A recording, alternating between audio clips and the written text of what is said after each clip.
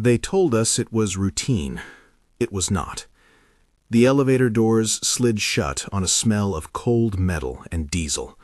The light inside was the color of old sodium lamps, thin, tired, unforgiving. When the car finally groaned and dropped into the mountain, the walls around me hummed like a throat.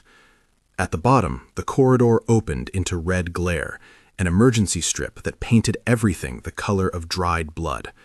Through a fogged cylinder of glass, something looked back at me. Not animal, not human, not the thing my training had prepared me for.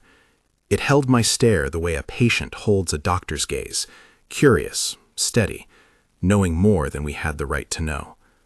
I know how that sounds. I was there. My name is Alexei Markov. In 1978, I was 27, a sergeant assigned to what my file called the Northern Research Program. We were a small team, the sort you put in a remote place when you want questions answered quietly. A logistics corporal who had spent the winter repairing diesel generators in 24 outposts, a security sergeant who kept his mouth shut and his rifle thumbed, a driver whose hands were always numb from clutching a steering wheel, and me, a technical specialist with a knack for keeping pumps and analog monitors obedient. For the record, none of us volunteered for whatever was down there. We were told in a briefing the color of official paper and the smell of boiled tea that our mission was a structural assessment. Check seals, verify readings, make a note. We were not told what to do when the machines whispered back. The site sat where the plateau fell away into a range that, on maps, had no name. The Soviet maps in our dossier were careful, where Western maps were blank. The approach was a hurtling pass across wind-polished rock and intermittent snowdrift, a convoy of trucks wrapped in canvas and silence. The sky was a flat white, the sun a coin behind gauze. The crew we met at the intake gate moved with the thick, efficient choreography of people used to secrecy. They wore gray coats, collars turned up against the wind, and their badges were stamped with a symbol I never learned beyond the shorthand of state program. There were rules. You signed them with a fountain pen that spilled a little. No photographs without authorization, no unsupervised access below level 3, immediate decontamination after each airlock. Never, under any circumstance, open sealed doors without written clearance from the directorate. I saw those rules on a sheet kept in my pocket until the ink rubbed out. They felt, at the time, like paper shields against an uncertainty we knew to respect. Colonel Anatoly Sokolov met us at the mouth of the tunnel, a figure in a heavy overcoat with the posture of a man who had spent his life in commands and cold rooms. He had the flat, measured voice of a man who gives orders and trusts them to be carried out. After him came Dr. Pavel Orlov, thin as a ruler and twice as precise, who presented a dossier with the efficient, apologetic smile of someone who wanted to believe in the benevolence of his work. He said things like instrumentation anomaly and containment verification and internal humidity gradients, and when he said them, his lips looked like a man reading words he had been taught to love. The elevator we took down was ancient in the way of only Soviet machinery can be, heavy, deliberate, joints that required a lever and a lever man who had been taught to respect a machine's mood. There were layers of airlocks, each a pressure puzzle, rubber seals that hissed and locked. You learned quickly how to move in a place built to keep things either in or out. Our badges were metal coins stamped with a code. The doors read the code and, with a heavy clunk, made a judgment call on our worth. Beyond level 1, the facility's face changed. The administrative sections smelled of cigarette smoke and disinfectant, paper stacks balanced like small altars to bureaucracy. Maps sat folded in drawers with pins and threads, where tunnels and supply veins were marked in blue or red. The research floors gave away the pretense. Beakers, centrifuge rotors, glass cold enough to cut, instruments that pulsed in simple analog measures, needle swings, dial clicks, lamps whose warmth you measured with your hand. The third tier, where storage rooms and supply vaults clustered, seemed plausible for a geological outpost, until you noticed things that did not sit right with geology. Racks of glass cylinders, padded units labeled in a handwriting that suggested not geology but biology, long troughs with reinforced lids and coolant valves. The first anomaly we noticed was a corridor that wasn't on any official plan. In the map drawer, it looked like a faint, almost erased pencil line, the kind of thing a cartographer makes at the last minute and then regrets. It ran behind a wall panel in the storage level and vanished into the mountain. The panel itself was cut into the concrete, a hatch someone had welded closed so cleanly it looked like it had never been opened. Dr. Orlov's jaw tightened when I showed it to him. He pressed his fingertips to the seam and said very softly in Russian, "Zakrito, sealed." "Why seal a ventilation shaft?" asked Corporal Victor, the driver, not without suspicion. "Because whatever it serves is not for general circulation," Dr. Orlov said, and the sentence landed like a stone. We were methodical. That is what small teams do when they are trying not to panic. Catalog, photograph when permitted, note serial numbers. Our cameras were boxy things with film and heavy leather straps, flashbulbs that left a small burn in the air when they went off. We took pictures on the first 2 floors like obedient clerks. On the 3rd floor, where the corridor's outline met the concrete, Colonel Sokolov frowned and produced an envelope with a stamp. Top secret, directorate. He slid out a thin page with a handwritten authorization number. For reasons he would later explain in clipped phrases about operational integrity and national security, the authorization allowed us an escorted look. We had, by then, started to feel like intruders at a funeral. The staff's demeanor was tight, too measured. Technicians in white coats moved as if with rehearsed urgency. Their hands had the precise tremor of people who understood both the tools of science and the weight of orders. There was a language in that place I began to learn. The way a man folded his hands when he didn't want to speak. The way a woman in the lab would count respirator filters by touch rather than by the numbers printed above them. There were small human artifacts, a child's drawing tucked behind a monitor, a rosary of sorts in a drawer, that suggested lives persisted even beneath a mountain. The corridor itself led down. The doors behind us clanked and latched, and a thick, cold draft pressed against our faceplates. The lights down there were not white, but a distilled blue, like the inside of glaciers. The floor sloped. The air tasted of iron and old snow. Environmental monitors mounted on the wall registered in a small window of green numbers that told us the volume of air and its particulates. That window would not stay green. We moved in pairs. I remember the sound of leather boots on grating, the soft clatter of a geologist's tool in a satchel, the far-off pump stuttering like a heart missing a beat. The labs on those lower levels seemed to belong to an engineer's dream rather than to a geologist's chart. Pressure gauges with minute calibrations, reservoirs with frost on their flanges, an array of clear cylinders lined like jars in a pantry. Many of the cylinders were empty. Some held fluids that caught the light in a way that made your eyes want to look away. Tiny orange indicators blinked along their bases. A handwritten note in blocky Russian caught my eye. "Не вскрывать, запрещено." Do not open. Forbidden.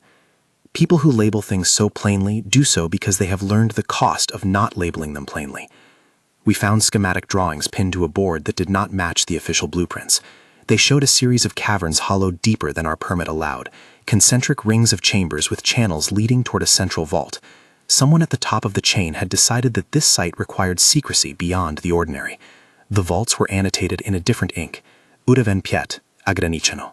Level 5, restricted. It was that single phrase that made the room feel colder. Why is level 5 restricted? I asked Dr. Orlov, because asking was the act of a man refusing to be cowed by imported fear.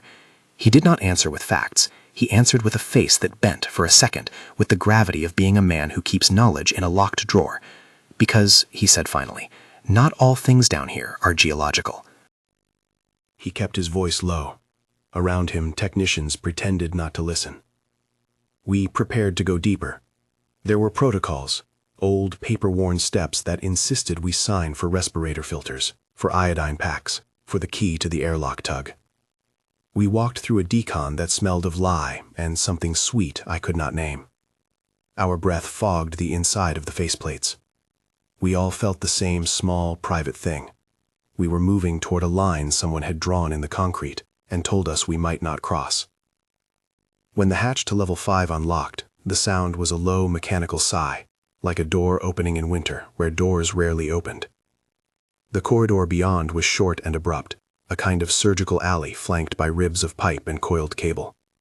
The air felt older there, as if it had been resting in a place sealed from daylight. The monitors flashed a little yellow in their corner box, a small, almost imperceptible change that made the technician at my side double-check his readings. "Noise," he said. "Interference." But his voice did not convince his hands. The chamber door itself was a slab of composite metal with a circular viewport the size of a dinner plate. A yellow warning triangle was painted above it.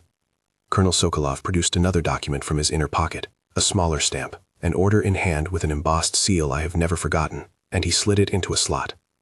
Once the locks disengaged, the door swung out with a grudging, reluctant rumble. The light that spilled from within was softer, filtered. It did not announce itself. It observed. The room we entered was large enough to be a small cathedral. Rows of cylindrical tanks stood in banks like organ pipes, their glass bodies mottled with condensation. The cylinders rose from bases of metal and thick insulated piping, each one connected to a lattice of hoses and older analog readouts. Small meters ticked and beat, their needles making small, patient motions. I remembered the particular smell of that room, a metallic sweetness, like pennies in a rain puddle, mixed with the chemical sting of preservation fluid and the faint, inexplicable scent of laundry detergent. Why the tanks? Why keep living things in glass drums the size of an old tree? Those are the questions that press after you stop being surprised by the sheer physicality of it, the way science makes monsters mundane by giving them containers and labels. There were scientists at the console, pale and tight-jawed. Dr. Orlov moved to a control board and tapped a sequence with a soft, practiced hand. He spoke into a small radio, then turned and said to me in a voice that was more private than it had any right to be. "This is not biological waste, Alexei. This is research. They are cognizant." Cognizant. It was a word that did not fit the space, but somehow fit the mood. One technician, younger than the rest, had tears in the corners of his eyes when he recorded numbers on a clipboard. He was marking temperature, saline concentration, cranial pressure, parameters that sounded clinical until you imagined a mind behind them. Subject 12 shows increased ocular responses, he read aloud, and then stopped, the phrase hanging like steam. It was then that I saw the eyes. They were not human metrics or technical terms. They were full, dark, and for a beat arrested all the mechanical theater into clarity. The cylinder in front of me sheltered a form with shoulders narrower than ours, limbs that seemed to fold in on themselves in unfamiliar joints, a head too smooth and too broad for a human skull. The skin was a pale translucence, like the inside of a fish. But the eyes, black, deep, reflective, watched with a deliberate attention that was almost like greeting. When the being tilted its head, a soundless gesture made in its thin chest or throat, I had the unmistakable, unlearned reaction. It recognized me. Recognition is a heavy thing. I have recognized people before, men I grew up with, officers who had breaded me with orders, but recognition across a gulf like that is another currency. I could feel a prickle rise under my collar, like static before a storm. I found myself gripped not by fear, but by a dull, human curiosity. For a second, I allowed myself to imagine an exchange of intent, not words, but understanding. "Do you see?" Dr. Orlov whispered nearby, the syllables translated by his hand motion, as if he suddenly worried we might be wrong about the obvious. He looked at me with the kind of hunger a scientist has when an experiment slides into the realm of miracle. They respond. They watch. There was no panic at first. There was a precise, rehearsed choreography. Technicians checked seals, tweaked valves, read out numbers.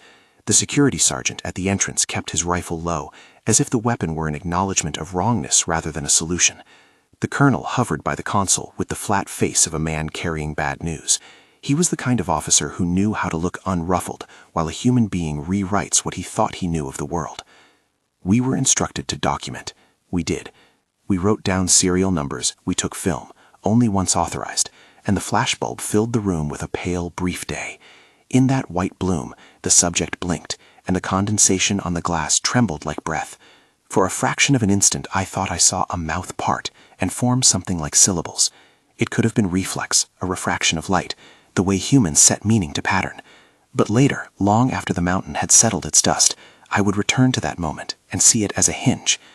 The lead technician, Dr. Ivan Baranov, had been at the console the whole time, watching the needle swings and scratching notes until his hand cramped. He turned to the colonel and said, with the sort of sober clarity that makes you believe in equations more than in verdicts, "We need to transfer Subject 12 to mobile containment for further analysis, internal metrics trending unstable, thermal gradients approaching critical."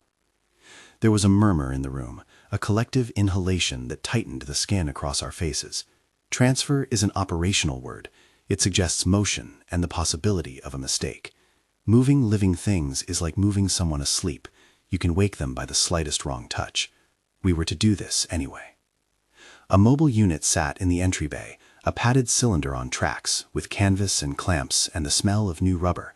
It was an ugly, efficient object, the kind of design that said, "Make it safe to carry and do not think about what you carry." 2 technicians prepared the casings while the security team checked their rounds. The lights in the ceiling dimmed, a signal that systems were increasing ventilation and that boilers and pumps were bringing their muscles to work. As they prepared, a small yellow light on the wall moved from green to amber. It was a tiny box with 2 needles and a row of yellow bulbs that no one had noticed until then. The technician who had been watching the monitor flinched at the shift. "Ambient support degrading," he said.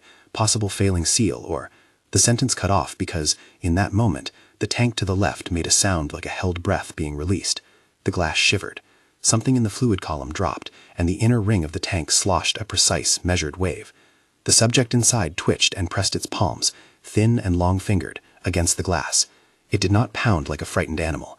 It traced the face of the cylinder with a slow, exploratory motion, as if mapping an unfamiliar boundary. Then it froze, and its eyes found mine again. I had the sudden, absurd instinct to cut my hand to the glass in reply. Of course, I did not. The instinct itself felt important, a primitive desire for touch across the barrier. The man next to me, a young technician with ink under his nails, mouthed a prayer, and then, ashamed at himself, swallowed it. "Secure the transfer," Colonel Sokolov ordered, in a voice as gentle as a command could be. "Proceed." We were professionals. We moved with deliberate hands. The mobile cradle was rolled into place, seals engaged, and the slow mechanical lifting began to transfer the subject, a movement planned to the last millimeter so the specimen would not be jarred. Instruments counted down with a soft tick, valves eased, compressors engaged. It all seemed to belong to the realm of practice until some small misalignment, a clamp half-threaded, a gasket sitting with an imperceptible crease, made a metal cry that sounded like fabric tearing. A monitor near the console flickered, its green band whined into orange. The technician shouted numbers that trailed off into notation. Dr. Baranov's face had the slow, sudden collapse of a man reading beyond the page. "Thermal spike," he said. "Stabilizers responding. Increase coolant, now." We moved like a single organism, the lab a skeletal extension of orders and muscle. But there was something else pressing against the air now, a sound from somewhere deep in the mountain, a low, resonant vibration that made the lights shiver. I glanced at the colonel. His jaw was a tight line, his hands clenched, not in panic, but in the heavy necessity of choice. "Containment Protocols Alpha 1, he intoned. He repeated the code as if the syllables themselves would hold the line. Outside, in the mountain, wind raked ice across stone and made the world tremble. Inside, the tanks hummed and the monitoring needles jittered like fish. When the mobile cradle came away with its precious burden, the subject's eyes tracked its motion with an intensity that felt directed at us and at the thing we were hauling. It pressed briefly to the wall of glass and turned its face as if to say a farewell, or perhaps to send a message. For a beat, I felt as if the world had shifted axis and we were seeing the underside of things. No one could translate that look for me. Dr. Orlov and the technicians had words: cognitive response, reflexive behavior, conditioning, but all of them, in their more private voices, sounded like men fumbling toward the same strange conclusion. These were not simple specimens. They were present in a way that moral language necessary, even if we had no right to apply it. And then the monitors did something I will never forget. The string of small yellow lights that had held us in a narrow zone of complacency blinked red. A buzzer began to thrum like a distant heart. The technicians swore and moved with new urgency. The colony of clocks and rods had a new rhythm, and with that rhythm came the first true impression of being in a living, breathing machine that could fail. We had not been here long, by the clock. In truth, an hour had spiraled into a day, if you counted emotion. Colonel Sokolov called for a pause. He wanted more information. He wanted the readings. The transfer was held an inch from completion, the mobile cradle cradling the specimen like a secret in transit. The room had the sensation of a theater right before the curtain drops. "Report," he said, and the technicians read out figures that, to a man like me, were less numbers than incantations. Delta pressure rising by 0.1, coolant lambda down 6%, ionic noise, whatever that meant, spiking on channel 3. And all the while those eyes followed me, patient and black, with an intelligence that suggested hunger not for food, but for understanding. My mouth was dry beneath the mask. For a moment, there were no ranks, no duties, simply a man standing opposite a being who could not be dismissed as an animal and for whom we had no moral script. I remember thinking quite clearly two things at once: that this place held truths beyond the paper on Colonel Sokolov's desk, and the truth, once seen, cannot be unsaid. I remember thinking, with a childish stubbornness, that even if we were told to bury the mountain and seal our mouths, the memory would live in our hands and in the film we had taken. Something inside me, older than my rank, older than my fear, resented that someone could decide universes on the basis of a stamped order. "Proceed," Dr. Orloff said, voice oddly steady. He had chosen his science over his fear, or perhaps over his conscience. I do not know which. The cradle finished its approach. The clamps hosed shut. The air pumps hummed into a new cadence.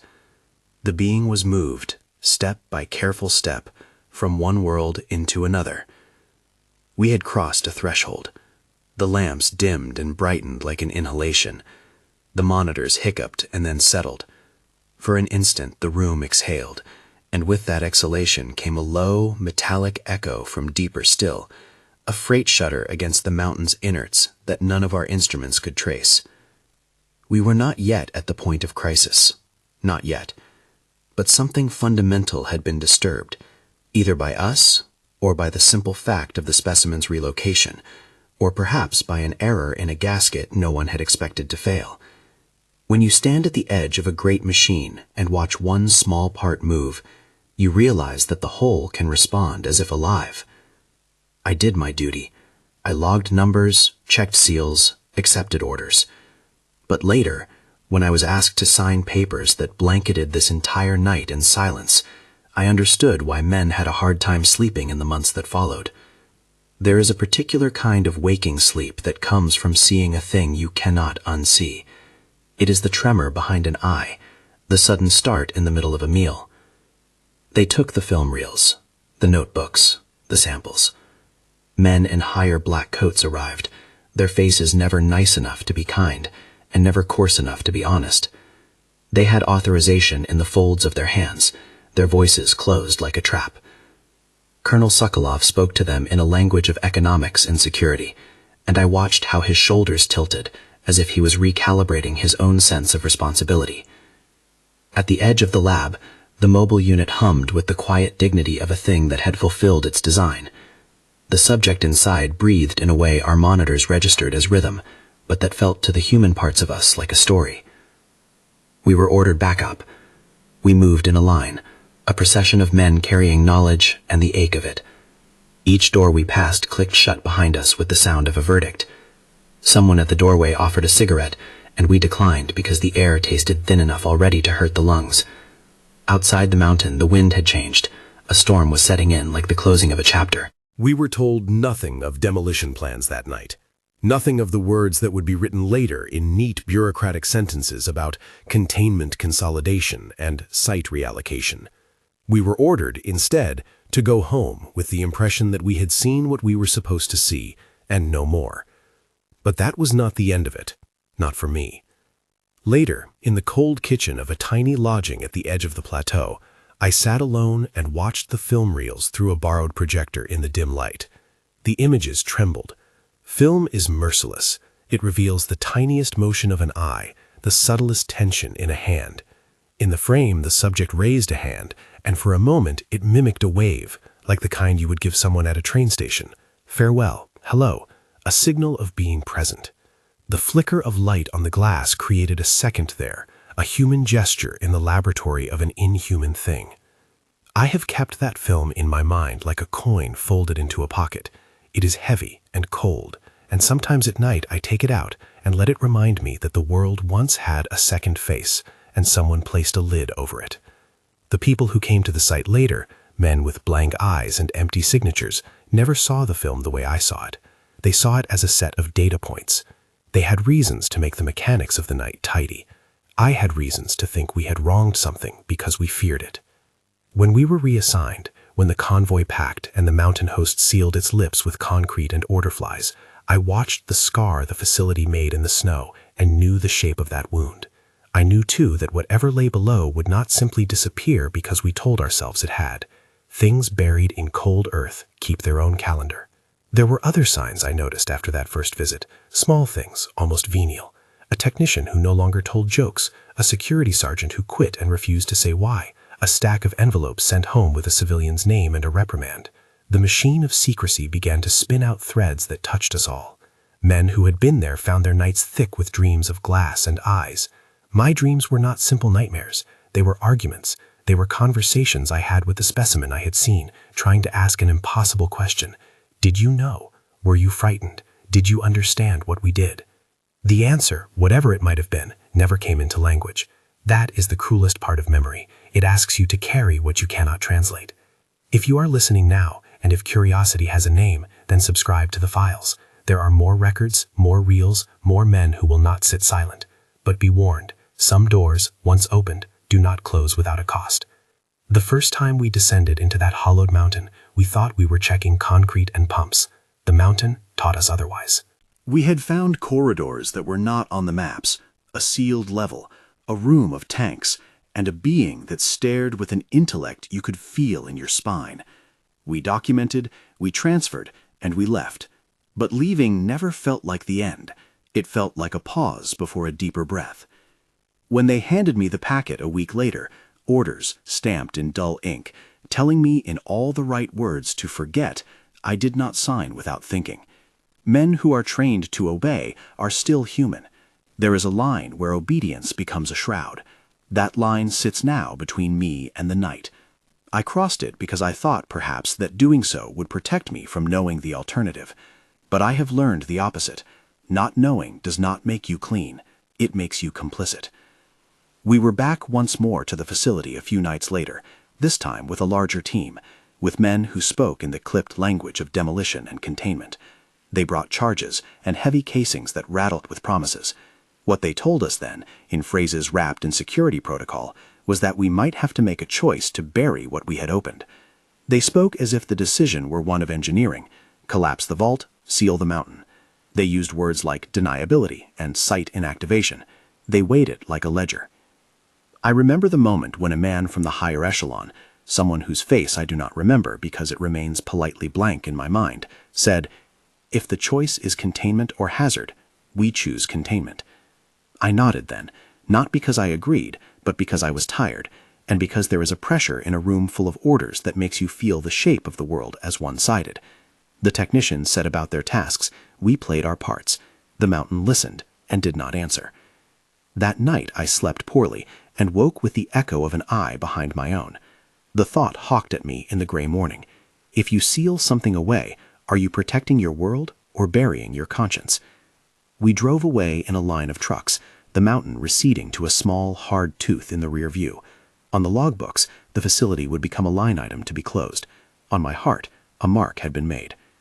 The question that lived in me then, and the question that lives in me now, is not whether what we saw was alien in origin. I cannot say that. What I can say is this, plainly and without flourish: it was not human, and it behaved with awareness. The rest becomes argument. There is more to tell. There are nights when I awake certain that the mountain kept a secret that will not remain quiet forever. Eventually, some hand will disturb the dust, some machine will turn where we once turned, and someone will find what we sealed away. When that day comes, I only hope the world is ready for the answer.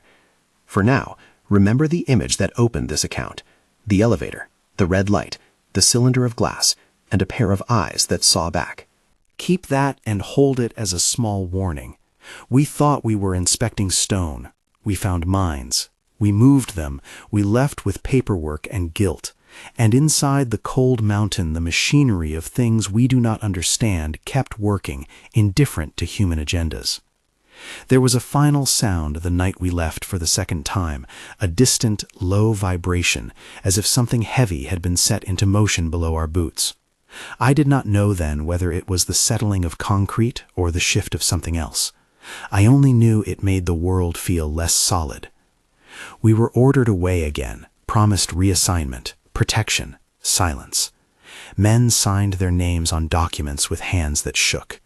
The official record would later call the closure a containment consolidation. I call it by what it felt like, an erasure. I carried that erasure with me through airports and winters, through promotions I did not want, through the small human things that keep a life together, a kettle that sings, a woman who understands the need for bread at certain hours, a child with a laugh. Yet underneath all of it, there was the present weight of not knowing. It sat in my pocket like a coin I could not spend. There is more to this file than the transfer and the sealed corridor. There were arguments I sat in on, the kind that involve men smoked out by authority and a series of paper stamps. There were moments when a scientist, someone who had shaved his ideals for the sake of orders, would look at me and say with the broken nobility of a man who has told the truth to no one, "We are not gods, we are keepers." And sometimes I wanted to scream that keepers are not superior to the kept. I am telling you this because keeping it quiet has a cost. I am telling you because the mountain cannot speak for itself, and silence is an easy ally of wrong decisions. And because the eyes behind glass do not belong to one era or one nation. They belong to whatever lies beyond our reckoning, and their fates became ours the night we decided how to handle them. We drove away as the snow began to fall heavy and quick, covering tire tracks and footprints, blurring edges that day and that choice. The facility receded and the mountaintop stitched itself with its false closure. We obeyed. We left with cameras and notes and a thin ribbon of guilt. We were supposed to forget. But memory has longer arms than any order. We returned because men with authority had decided the prudent thing was to finish what curiosity had started.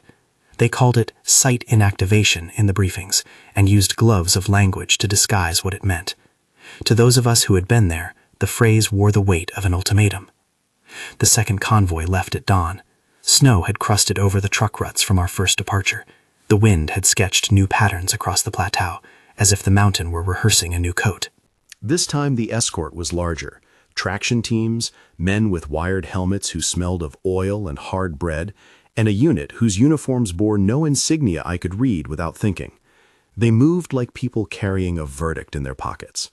There was also a political officer I was introduced to as Comrade Petrovich, a man with the slow smile of someone who understands exactly how much kindness a system can allow. He did not speak much, but when he did, his words carried the metallic ring of something that could not be undone. New men arrived for the technical work. Sergei Malenkov, the demolition chief, was a broad-shouldered engineer with a scar across his knuckles and an affection for paper plans.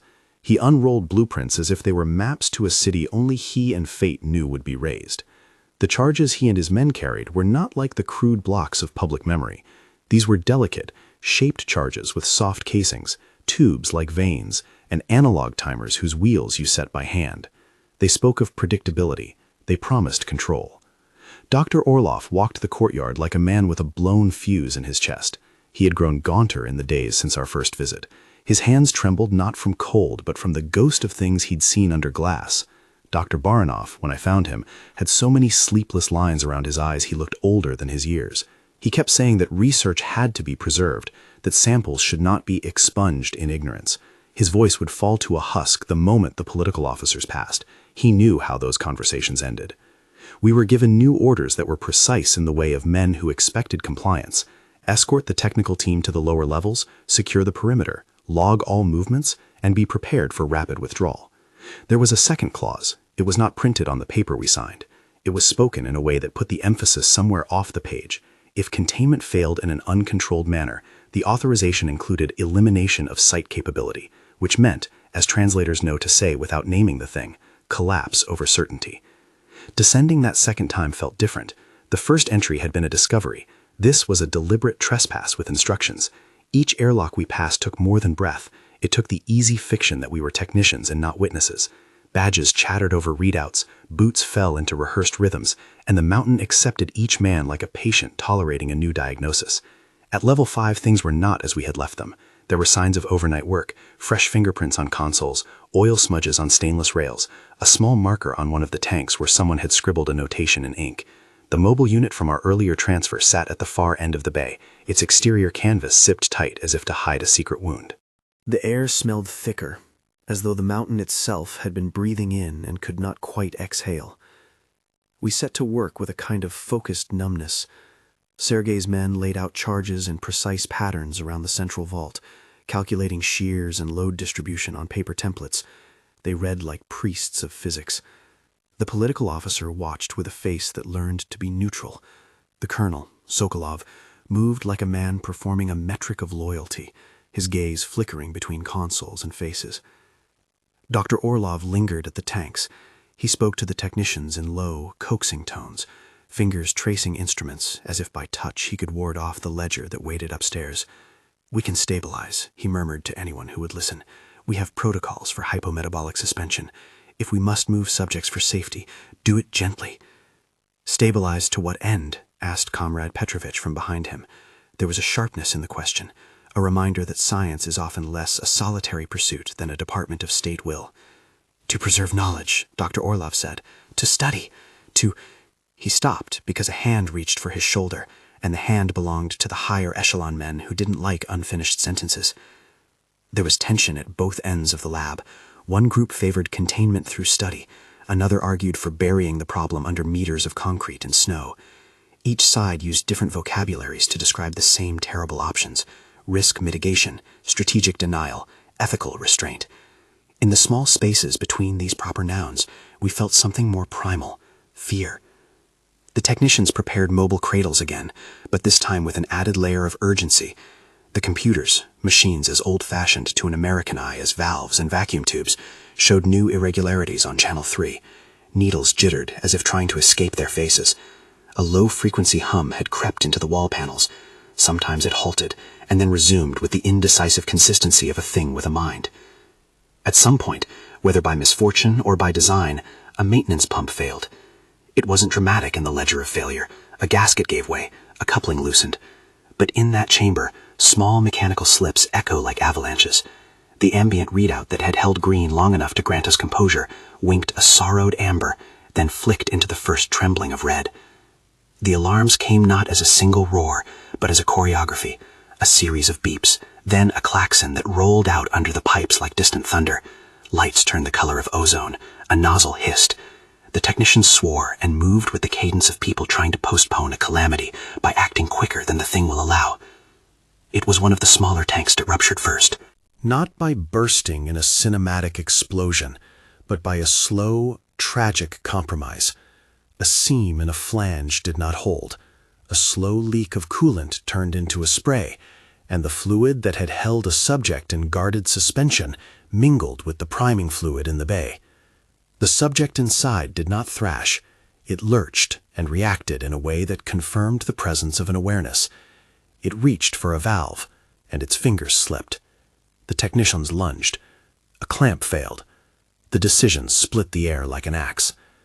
Security moved to restrict and remove. Engineers worked to cap and reroute. We were professionals, and yet primitive instincts surfaced. Someone from the safety detail, an older man who had survived too many winters, raised his rifle not out of confidence, but out of the old human reflex: point and stop. Shots rang. They were not many, but they were decisive. I remember thinking that gunfire in a place like that is always a violation, a human sound that substitutes for understanding. In the melee, a small fracture in a maintenance hatch widened, and something, small and lithe, slipped through like smoke through a seam. It did not scream.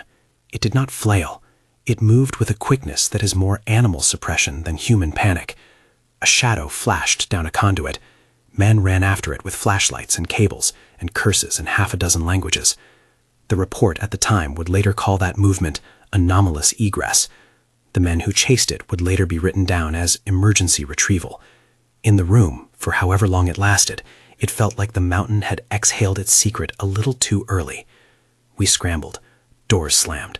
The political officer barked orders that filled the room with a chill. Sergei's men jammed their charges into place as if by doing so they could outrun consequence. The plan had been to bury the whole of the vault in a single engineering operation, to collapse it inward in a way that left no cavity. That plan now had to contend with the possibility of subjects outside the vault. Colonel Sokolov called for containment teams, and men came with nets and tranquilizers that looked as if they had been designed for animals. Dr. Baranov argued for a controlled sedation protocol. The higher-ups wanted certainty. They wanted the ledger closed. They wanted the mountain to stop breathing secrets. What followed was a sequence the paperwork would later reduce to paragraphs of neutral verbs: security engagement, forceful retrieval, deployment of neutralizing agents, site evacuation order. The human memory remembers it differently, in jagged sensory frames. The skylight of the lab split with a sound like an old engine coughing. A technician fell against a rack of glass, the shards scattered like stars onto the grating. The smell of hot metal and of the fluid one of the tanks leaked, layered on top of the sterile scent, creating something nauseous and real. I saw a form in a service shaft, crouched like a small thing holding itself together. It looked back at us, not with blind fear, but with astonishment. There was an instant where our eyes met, and whatever language existed in pupils seemed to plead, "Do not make me a ghost." For a moment, I considered shouting stop. For an instant, I considered laying down my gun and easing that form out into a world that had not invited it. For reasons I still cannot claim with pride, I did neither. The political officer's voice cut across the shaft in a tone that was soft and terrible. No negotiations. They called it a retrieval, but it felt like harvest. The containment net dragged the small form up and into the cold light. Hands that had filed many forms around many things handled the thing with a combination of slick technical skill and a brutality of default. Someone in the security line muttered that it had teeth like a child's and fingers too long. The thing did not scream. It made a sound, an echo across the throat, that seemed like mimicry of the radio static we had been hearing. The sound made one of the younger technicians cry out in a foreign-laced profanity and then refuse to leave his post. That night the mountain hummed and our radios laced with interference. At some hour, when the lamps were only a suggestion, Comrade Petrovich read from a typed sheet an order to evacuate all non-essential staff in 12 minutes and to commence demolition within the hour if retrieval teams could not account for all subjects. The clause sat in the air like a verdict. Men folded their faces down into masks of duty and sadness. We did the arithmetic of speed and time. The charges were set with slow, patient hands. Sergei checked each detonator and tapped them like someone testing a heart rate. He said under his breath, as if confessing a prayer, that charges are tools, and a man must always hope tools will be precise. The colonel looked at his watch and at the sealed drawer where the film reels had been stored. His eyes flicked to me, and something like an apology tried to form and failed. There were men who refused to leave. Dr. Orlov was among them. He stayed by a bank of tanks, fingers on dials, whispering to circuits like a lover reciting a litany. He begged the political officers for an hour, for a day, for a chance to transplant and stabilize. They refused. They were officially firm. Unofficially, they seemed to be carrying an internal accounting of risk that measured lives in a ledger he did not know how to see. A small group of us, men who had seen that first gaze, stood by a maintenance hatch and watched the teams deploy. I remember the cold of the bolts under my gloves, the tiny flecks of metal. I remember thinking of the eyes behind glass and how the world had narrowed to a line. Obey or become the story. Obey or stand. We were told to withdraw. The technical team gathered their papers. The film reels were placed in containers with locks, and men slapped their glove seals. The psychological pressure of leaving someone you have seen alive behind glass and then walking away from them is a thing that cannot be described without asking the listener to hold the weight you felt in your chest. It is a density that presses your bones inward. The demolition proceeded according to the grim grace of engineering. Charges were wired into place in a pattern designed to cause a controlled cave-in, the sort that would leave the mountain intact above but render the inner cavities useless. Men attached lead-lined boxes to wait for residuals. We took our positions on a ridge a safe distance away, and there we stood facing the mountain that had, in its silence, become judge and accused. Sergei ran his hand along the fuse on the detonator and spoke, almost to himself. Precise, as promised. He was the kind of man who believed in craftsmanship even when the craft was destruction. Comrade Petrovich gave the token nod. Colonel Sokolov exhaled. He had that look of a man who had tried to balance papers and ethics on a shelf that would not support books. I felt the strike of a moral compass within me break. In a small private rebellion, I thought to speak, to tell them that we had turned living observation into a ledger of disposal, but words left my mouth in the form of an order. Stand by. That is cowardice with a uniform. The charge was set. The detonator's wheel turned. Sergei clicked it in place. We could have argued motionless forever. Instead, the engineer's hand found the switch, and the mountaintop answered. The explosion rolled across the ridge like a thing with a voice. Snow flung itself into the air in an arcing fan. For a second, I saw panels like petals fold inward. The mountain took on a new garment of smoke and stone. Dust leapt. The valley heaved. The light shifted and then dimmed. We stood in a rain of grit and the sound of a machine resigning to fate. When the dust settled, there was a strange, impartial quiet. The ridge where we had stood was gray with particulate. The crater that marked the site was small at first, and then seemed to take a depth in the sky that made your stomach register aches. Men cheered with a small sound that did not match the grief in the room. Some laughed hollowly, others vomited. Dr. Orlov doubled over and made a sound like a man retching. I tried not to look at the space where the tanks had been, because looking made what we had done irretrievably true. We went back in under the pretense of confirming the demolition.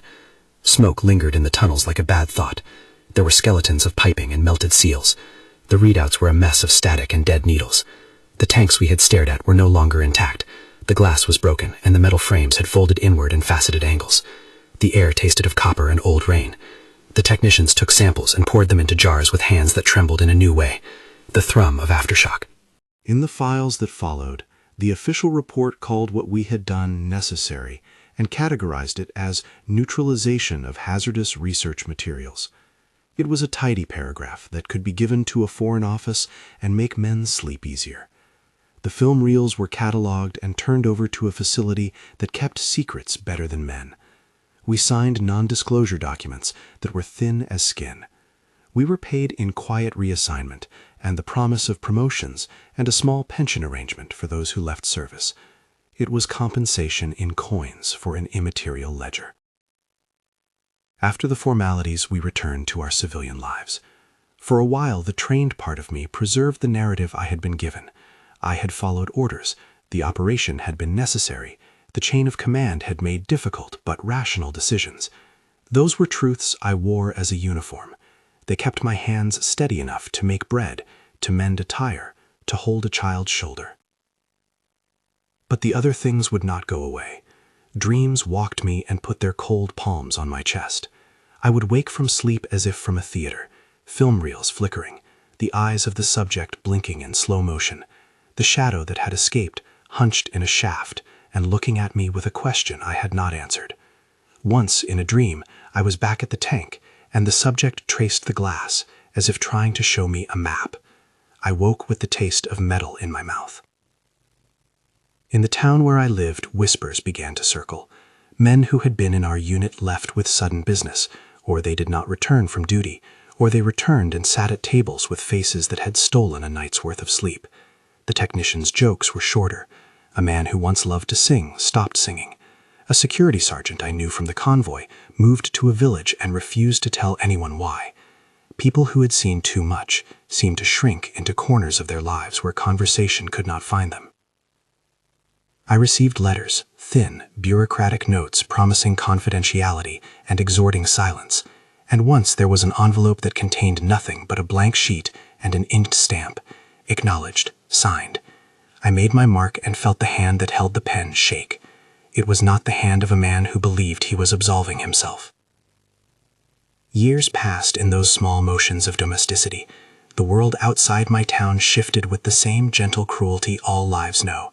New lights, new tasks, new funerals. Yet under the thin wax of daily life was the memory of those eyes. I would stand in markets and find a man whose nose tilted in a particular fashion and feel the echo of that did not belong look. I would see a child reach for a glass and I would be back in the lab, watching condensation bead and waiting for confirmation.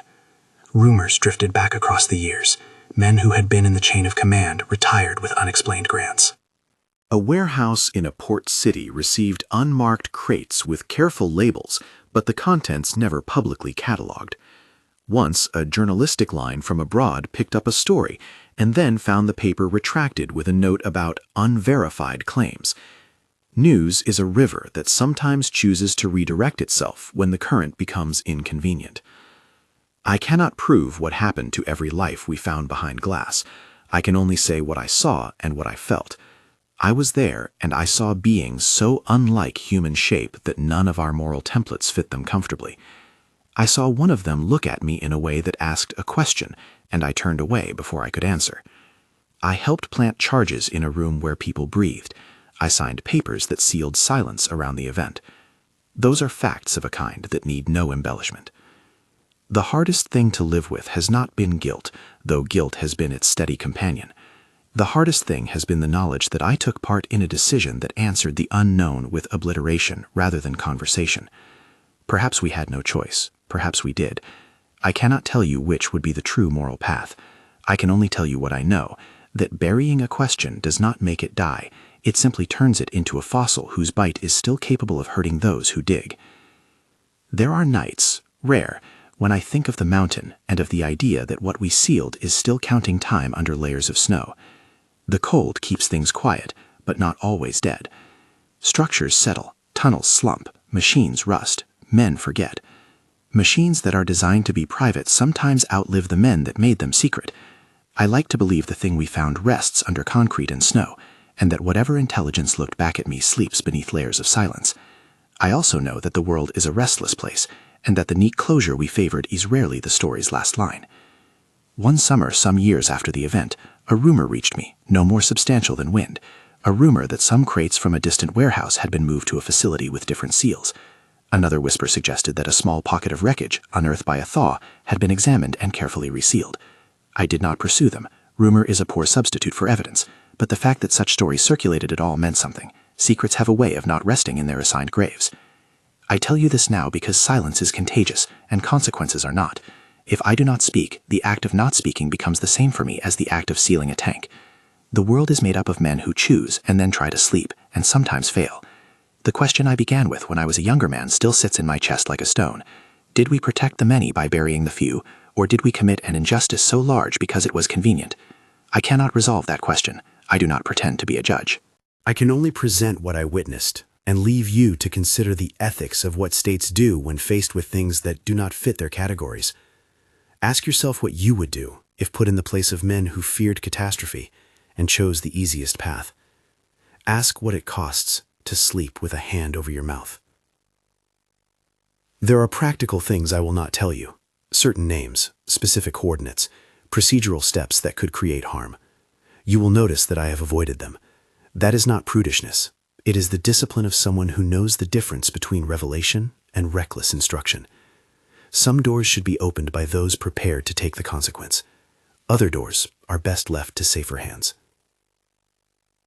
The film I kept for years eventually went to a man who promised to put it somewhere it would not be misused. He was not the state. He had no official sanction. He cared only that someone remember. Years later, when one of his boxes turned up in a private archive in a foreign press, it was examined by editors who had questions, and by men who preferred not to look too closely. The reel survived. That is not a miracle. People are stubborn in the ways they preserve memory. If this file, this account, reaches you, it is because someone thought that memory should outweigh sanction. Perhaps the mountain's secret will stay sealed forever, and the crater will grow a modest tundra of lichens and thaw into a pond no one thinks to test. Perhaps someday, mechanics with different priorities will run new drills, and something will reveal itself. I cannot predict that day. I only know it is possible. So here is what I ask of you, not as command but as a plea from a man who has carried what he saw like a cold stone. Hold what I have told you with measured curiosity. Do not go digging with shovel and torch and pedals of conspiracy. If you pursue truth, do it with respect for law and life. There is a difference between uncovering evidence and committing harm. In the end, the image I keep is the one that started this record. The elevator, the red strip of light, the cold cylinder of glass, and the eyes inside. That image is a ledger I carry. We called it a containment chamber. We acted as if containment was the only language left to speak. We were wrong to believe that containment could answer moral questions without becoming one. The file is closed on paper, but closed files are not always closed realities. The mountain sleeps under a patchwork of ice and concrete. Men who slept worse than their neighbors still carry the weight of that night. And somewhere, under layers of sanctioned silence, there may be something that remembers us. If you want more, if you want to examine other records in this series, there are more files. Watch the next entry in the Alien Secrets files. For now, keep the image of the glass and the eyes. No single story holds the whole truth, but some stories are so heavy they deserve to be shared. I was there. I saw. I cannot say what all it means. I only know that we found mines we did not expect, and we chose to hide them under the snow. That decision has the shape of a question that will not lie down. If someone goes looking someday and finds what we sealed, may they meet it with a humanity we did not everyone deserve at the time. And if they do, I hope they will be kinder than we were.